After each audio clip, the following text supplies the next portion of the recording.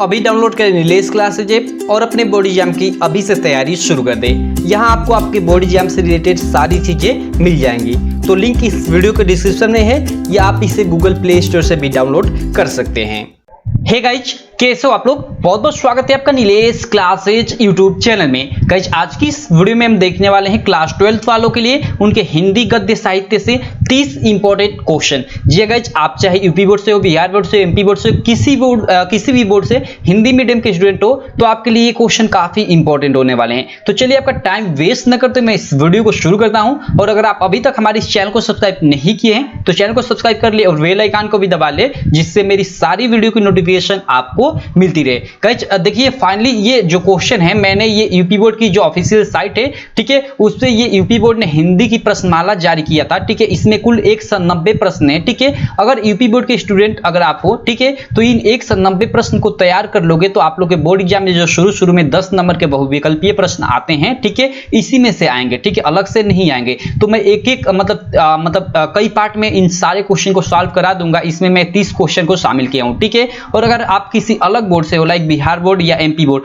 तो भी आप इस प्रश्न को देख सकते हो, क्योंकि देखिए ये सारे के सारे आप लोग के, ठीक है, हिंदी गद्य साहित्य के प्रश्न हैं। ठीक है, ऐसा नहीं, देखिए मेरे कहने का मतलब, ठीक है, कि मान लीजिए यहाँ ध्रुव स्वामिनी नाटक जो है उसके लेखक जयशंकर प्रसाद हैं, तो ऐसा नहीं कि बिहार बोर्ड में ध्रुव स्वामिनी नाटक के लेखक जयशंकर प्रसाद ना होकर कोई और हो जाएगा। आप मेरी बातों को समझ रहे हैं ना? तो आप चाहे किसी भी बोर्ड से हो, आप सबके लिए ये क्वेश्चन इंपॉर्टेंट है, लेकिन खासकर यूपी बोर्ड के लिए काफी इंपॉर्टेंट है। ठीक है, तो चलिए आपका टाइम वेस्ट न करते हुए मैं शुरू करता हूं। देखिए आप लोग का यहाँ जो फर्स्ट प्रश्न है, आप लोग देख सकते हो, निम्नलिखित प्रश्नों में से सही विकल्प का चयन करें। ठीक है, और यहाँ पहला आप लोग का दिया है कि आधुनिक काल को गद्य काल किसने कहा है? ठीक है, क्वेश्चन मार्क। तो देखिए आधुनिक काल को गद्य काल किसने कहा है, और इसमें देखिए आप लोग के 4 ऑप्शन दिया हुआ है: भारतेंदु हरिश्चंद्र, हजारी प्रसाद द्विवेदी, आचार्य रामचंद्र शुक्ल, श्याम सुंदर दास। ठीक है, तो देखिए इसका जो सही आंसर है वो इसका ग है, आचार्य रामचंद्र शुक्ल। ठीक है, देखिए मैं बताना चाहूंगा, कहीं कहीं आप लोग देखोगे कि इसका आंसर भारतेंदु हरिश्चंद्र भी आपको देखने को मिलेगा। मतलब इसमें काफी मतभेद है। ठीक है, जैसे देखिए, जैसे आप लोग जानते हो कि हिंदी की प्रथम कहानी इंदुमती है। ठीक है, लेकिन इंदुमती के अलावा एक और कहानी है जिसको हिंदी की प्रथम कहानी मतलब माना जाता है। मुझे अभी याद नहीं आ रहा है कि वो मतलब कौन सी है। ठीक है, लेकिन काफी प्रिफेयर इंदुमती को ही दिया जाता है। इसी प्रकार यहाँ आधुनिक काल को गद्य काल की संज्ञा किसने दिया? तो आचार्य रामचंद्र शुक्ल ही आप याद रखेगा, ना कि भारतेंदु हरिश्चंद्र। लेकिन कई स्थितियों में आप देखोगे कि कहीं कहीं भारतेंदु हरिश्चंद्र भी लिखा रहता है। ठीक है, तो इन दोनों में काफी मतभेद है। क्लियर है आपको? तो इसका आंसर आप लोग का ये हो जाएगा। चलिए अगला क्वेश्चन देखते हैं। अगला क्वेश्चन है, सेकंड क्वेश्चन आप लोग देख सकते हो, उक्ति व्यक्ति प्रकरण रचना है। ओके, उक्ति व्यक्ति प्रकरण, ये सेकंड आप लोग का क्वेश्चन है कि उक्ति व्यक्ति प्रकरण रचना है, और इसमें आप लोग का ऑप्शन है सदा सुख।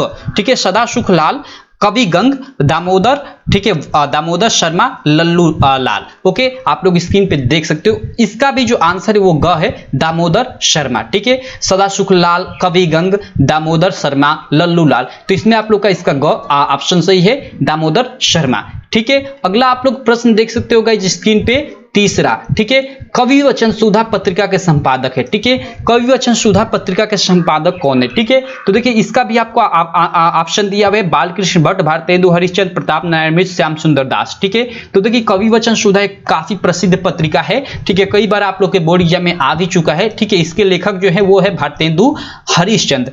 कई बार ये भी पूछता है कि कवि वचन सुधा किस युग की रचना है, तो आप लोग ये याद रखिए कि भारतेंदु युग की रचना है कवि वचन सुधा। क्लियर है आपको?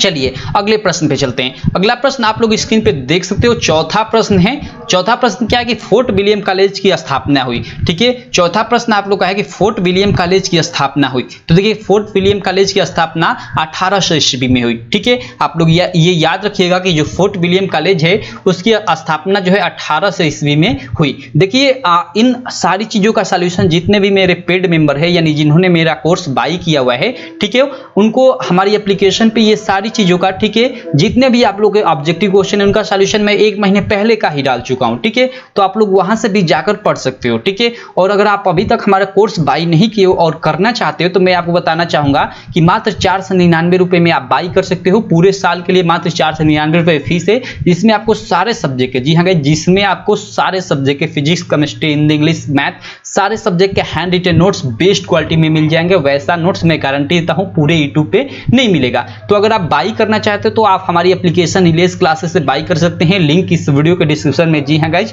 हमारी एप्लीकेशन रिलेज क्लासेस का लिंक इस वीडियो के डिस्क्रिप्शन में आपको मिल जाएगा। ठीक है, तो फोर्ट विलियम कॉलेज की स्थापना हुई तो 1800 ईस्वी हो गया, क्लियर है आपका। चलिए उसके बाद हम पांचवा प्रश्न देखते हैं। ठीक है, पांचवा प्रश्न आप लोग देख सकते हो। पांचवा प्रश्न है कि भारत दूरदर्शन नाटक के रचयिता हैं। ओके, और देखिए इसमें आप लोग का चार्ट है, ऑप्शन दिया हुआ है। ठीक है, कि भारत दूरदर्शन नाटक के रचयिता हैं। तो देखिए इसमें आप लोग का ऑप्शन है पंडित बालकृष्ण भट्ट, प्रताप नारायण मिश्र, भारतेंदु हरिश्चंद्र, जयशंकर प्रसाद। तो देखिए इसका जो पांचवा क्वेश्चन है, इसका जो सही आपका ऑप्शन है वो आपका सही ऑप्शन है ग, भारतेंदु हरिश्चंद्र। भारत दूरदर्शन नाटक के लेखक भारतेंदु हरिश्चंद्र। ठीक है, आई होप आप लोग को यह प्रश्न भी क्लियर हो गया होगा। उसके बाद देखिए 6 नंबर प्रश्न है कि हिंदी की प्रथम आधुनिक कहानी है। ओके, वही प्रश्न हमने ये तो शुरू में ही देख लिया था, हिंदी की प्रथम आधुनिक कहानी है। ठीक है, तो देखिए ये इंदुमती।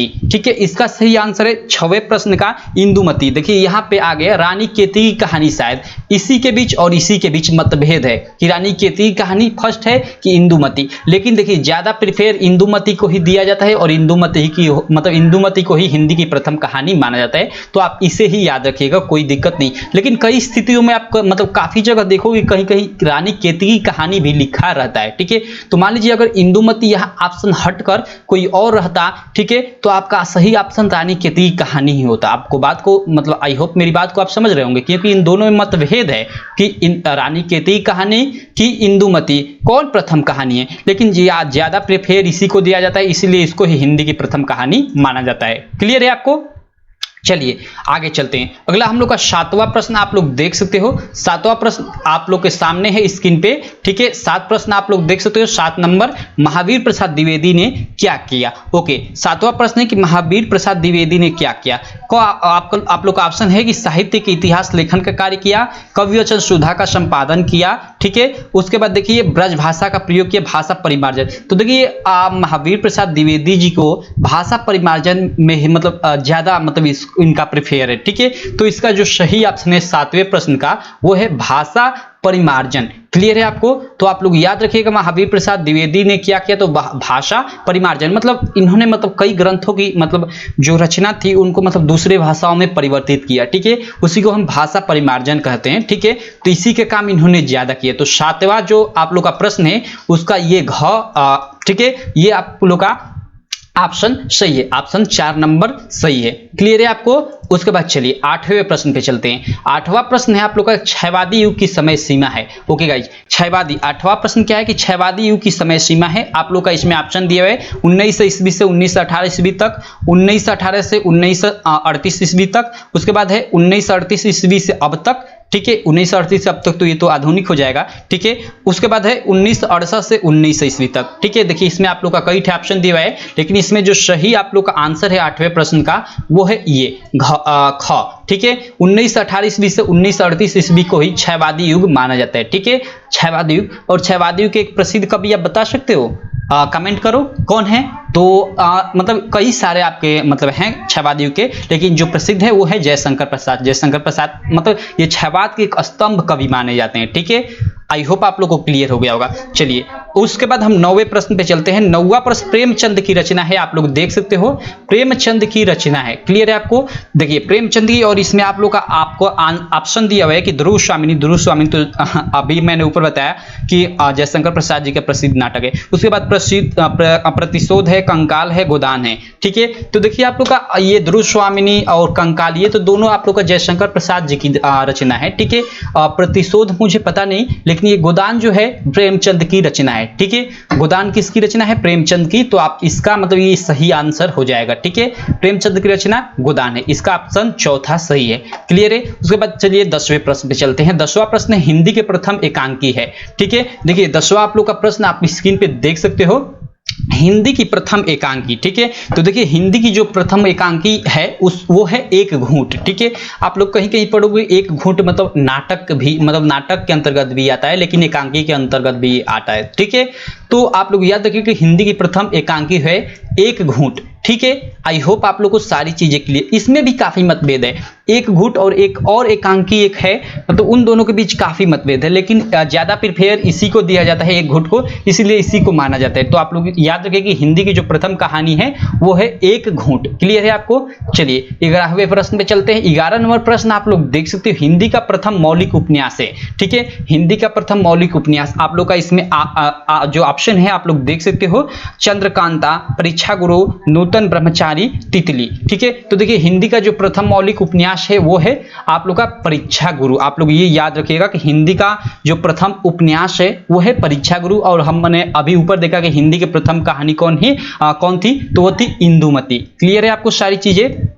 चलिए आगे चलते हैं। अगला आप लोग देख सकते हो 12 नंबर प्रश्न। 12 प्रश्न है आप लोग का कि हजारी प्रसाद द्विवेदी जी की रचना है। तो देखिए बाणभट्ट की जो आत्मकथा है वो हजारी प्रसाद द्विवेदी जी की रचना है। इसमें काफी सारा ऑप्शन दिए हुए हैं, सेवा सदन, चिंतामणि, कंकाल। तो अब जो बाणभट्ट की आत्मकथा है वो हजारी प्रसाद द्विवेदी जी की रचना है। सेवा सदन शायद आप लोग का प्रेमचंद की रचना है, चिंतामणि आचार्य रामदास शुक्ल जी की, और जो कंकाल है ये तो आप लोग जानते हो जयशंकर प्रसाद जी की रचना है। क्लियर है? तो हजारी प्रसाद द्विवेदी जी की रचना है, तो बाणभट्ट की आत्मकथा। ठीक है, उसके बाद चलिए 13 नंबर हम लोग प्रश्न देखते हैं। आप लोग स्क्रीन पे देख सकते हो जो 13 नंबर प्रश्न है वो एक निम्नलिखित में से कोई एक कथन सही है, पहचान कर लिखिए। ओके, कमायनी जयशंकर प्रसाद की रचना है, यही क्लियर हो गया। कमायनी आप लोग जानते हो कि जयशंकर प्रसाद जी की एक रचना है, यही आपका आंसर सही हो गया। लेकिन आगे भी देख लेते हैं। अगला आपका ऑप्शन है गोदान प्रताप नारायण मिश्र की रचना है, ये तो गलत है साहब, क्योंकि अभी हमने देखा कि गोदान प्रेमचंद जी की रचना है। ठीक है, उसके बाद देखिए हंस पत्रिका के संपादक जयशंकर, गलत है, ये भी जयशंकर प्रसाद थोड़े, हंस पत्रिका के संपादक प्रेमचंद ही शायद है। ठीक है, और रंगभूमि उपन्यास, रंगभूमि, कर्मभूमि, ये मतलब वही गोदान, गबन, ये सब आप लोग प्रेमचंद जी की ही रचना है। ठीक है, तो ये जैनेन्द्र दिया है तो ये भी गलत, यानी जो आप लोग का जो फर्स्ट ऑप्शन है ये इस मतलब क्वेश्चन नंबर 13 के लिए सही है। क्लियर है? उसके बाद चलिए 14 नंबर प्रश्न में चलते हैं। 14 आपका प्रश्न है, आप लोग देख सकते हो, राग दरबारी किस विधा की रचना है। 14 नंबर आप लोग का प्रश्न है कि राग दरबारी किस विधा की रचना है। इसमें आप लोग का जो ऑप्शन दिया है वो है नाटक, उपन्यास, आत्मकथा, जीवनी। ठीक है, तो देखिए इसका जो सही आपका आंसर है कि राग दरबारी किस विधा की रचना है, तो इसका सही ऑप्शन है उपन्यास। ठीक है, राग दरबारी जो है उपन्यास विधा की रचना है, आप लोग याद रखिएगा। ठीक है, उसके बाद चलिए देखिए हम लोग ये 15वां प्रश्न देखते हैं। निंदा रस निबंध के रचनाकार हैं। ठीक है, तो देखिए निंदा रस निबंध के रचना जो है वो है, ठीक है, हरिशंकर प्रसाद। शायद ये आप लोग का लेसन भी हटा दिया गया, निंदा रस, इस साल आपको ये लेसन नहीं पढ़ना है। ठीक है, तो आप लोग ये याद कि निंदा रस निबंध के रचनाकार हैं, तो हरिशंकर प्रसाद जी जो हैं निंदा रस के रचना है, सॉरी निंदा रस के रचनाकार हैं। ठीक है, और इसमें और भी आप लोग देख सकते हो ऑप्शन, आचार्य महावीर प्रसाद द्विवेदी, रामचंद्र शुक्ल, जयनंद कुमार, ये भी ऑप्शन दिया है, लेकिन ये आपका फर्स्ट ऑप्शन सही है। क्लियर है? उसके बाद देखिए हम लोग का 16 नंबर प्रश्न आप लोग स्क्रीन पे देख सकते हो, वर्ण रत्नाकर किस भाषा में है। ओके, वर्ण रत्नाकर जो है वो किस भाषा में है। ठीक है, क्वेश्चन नंबर ये 16 है। ठीक है, 15 के बाद ये क्वेश्चन नंबर 16 है कि वर्ण रत्नाकर किस भाषा में है। ठीक है, तो देखिए जो वर्ण रत्नाकर है वो मैथिली भाषा में लिखी गई है। ठीक है, तो वर्ण रत्नाकर किस भाषा में, तो मैथिली भाषा में। ठीक है, इसमें देखिए खड़ी बोली है, भोजपुरी है, ब्रज भाषा है। ठीक है, देखिए खड़ी बोली यानी वही हिंदी होता है, खड़ी बोली का मतलब। ठीक है, भोजपुरी तो आप जानते ही हो, और ब्रज भाषा एक भाषा होती है। ठीक है, और मैथिली भी उसी तरह, तो मैथिली में ये वर्ण रत्नाकर की रचना की गई है। ठीक है गाइज, अगला क्वेश्चन है क्वेश्चन नंबर 17 आप लोग देख सकते हो। ठीक है, कि आनंद कादम्बिनी पत्रिका के संपादक थे। क्लियर है? क्या क्वेश्चन है कि आनंद कादम्बिनी पत्रिका के संपादक थे। काफी इंपॉर्टेंट क्वेश्चन है, क्वेश्चन नंबर 17, और इसमें आप लोग का ऑप्शन दिया है भारतेंदु हरिश्चंद्र, बालकृष्ण भट्ट, श्याम सुंदर दास, बद्रीनारायण चौधरी, प्रेमघन। ठीक है, तो देखिए इसका जो सही ऑप्शन है ये है आप लोग का चौथा, बद्रीनारायण चौधरी प्रेमघन। काफी इंपॉर्टेंट रचना है गाइज, आप लोग के एग्जाम में कई बार ये पूछ चुका है। ठीक है, क्लियर है?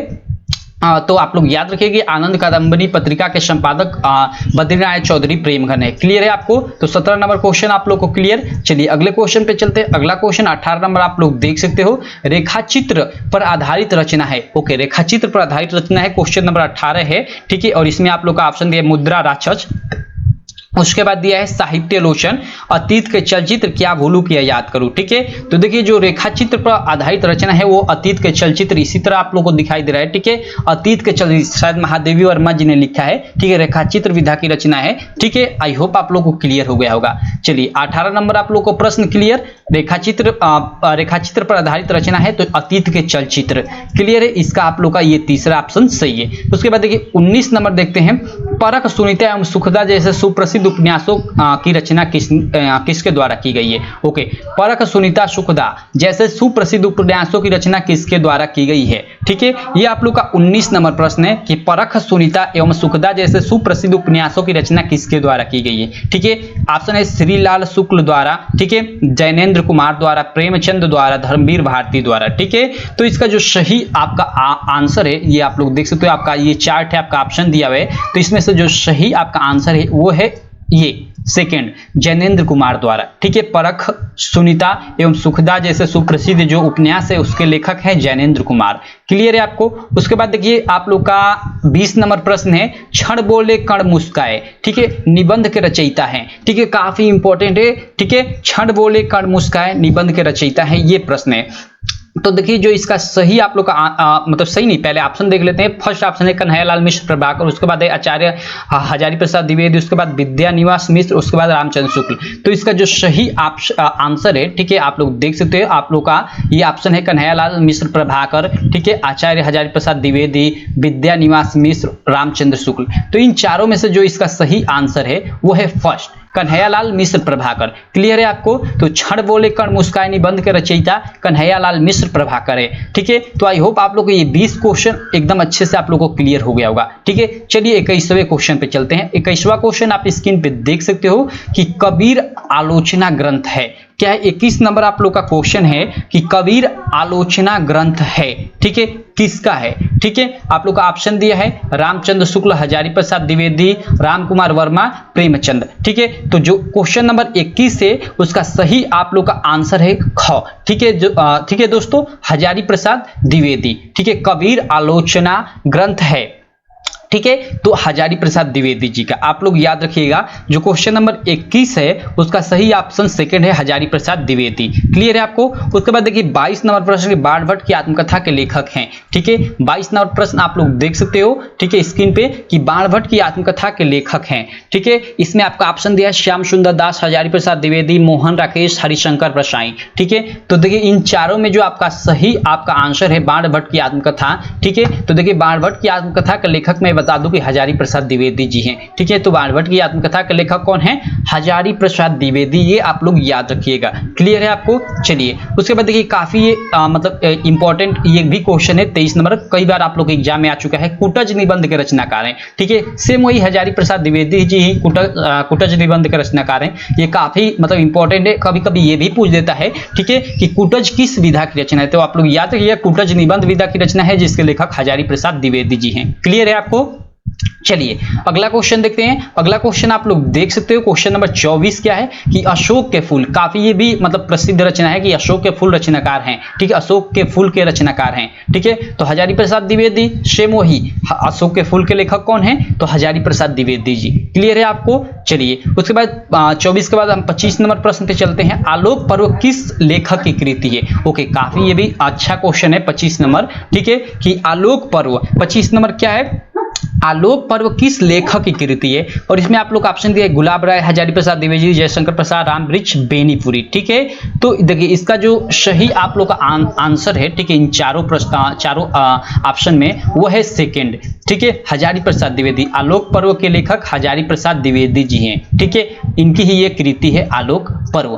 क्लियर है आपको? चलिए उसके बाद 26 नंबर क्वेश्चन देखते हैं। 26 नंबर आप लोग क्वेश्चन स्क्रीन पे देख सकते हो, एकात्मक मानववाद के लेखक हैं। ठीक है, एकात्मक मानववाद के लेखक है। आप लोग का इसमें देखिए चार्ट है, आपको ऑप्शन दिया हुआ है, चार्ट है, यहाँ आप लोग देख सकते हो स्क्रीन पे अपने चार्ट है, ये ऑप्शन आप लोग का दिया हुआ है। ठीक है, क्वेश्चन नंबर 26 एकात्मक मानववाद के लेखक हैं अज्ञेय, पंडित दीनदयाल उपाध्याय, इलाहचंद जोशी, राय कृष्णदास। ठीक है, तो इसका जो सही आंसर है गाइज वो है पंडित दीनदयाल उपाध्याय। क्लियर है? आई होप आप लोग को ये 26 नंबर क्वेश्चन भी क्लियर हो गया होगा।